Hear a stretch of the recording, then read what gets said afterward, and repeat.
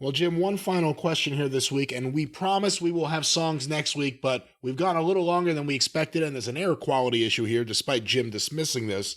But Jim... Every time I'm in a room with you, there's an air quality issue. And now there's noise upstairs. So one final question. Let's get this in quick from the Cult of Cornette Facebook group by Billy Berry.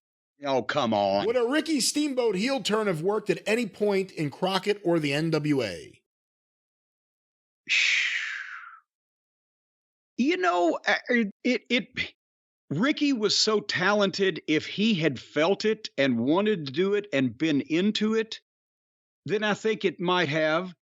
It's just that it was so antithetical to Ricky, the real person. Ricky Steamboat is a wonderful human being, not a asshole in any way, shape, or form, very calm, level-headed, reasonable.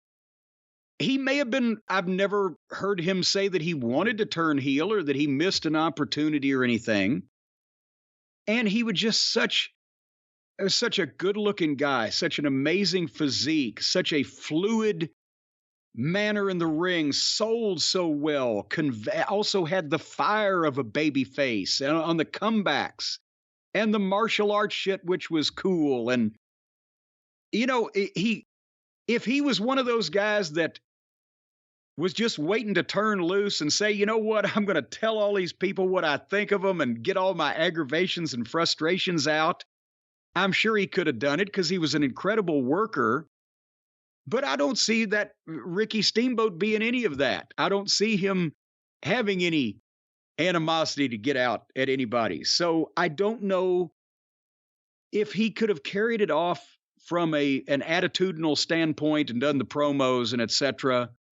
And it just, if it would have looked right, because he just looked like such a fucking babyface guy. What if he had a valet, let's say a wife? Bonnie?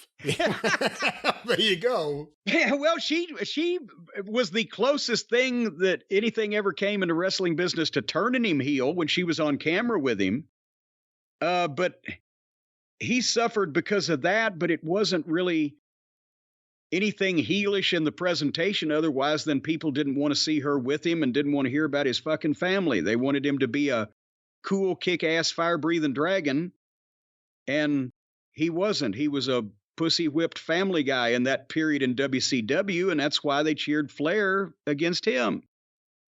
They didn't want a guy who had a wife wearing a ball gown that cost thousands of dollars and his, indulged little son, baby Ricky. They wanted the cool fucking martial arts guy.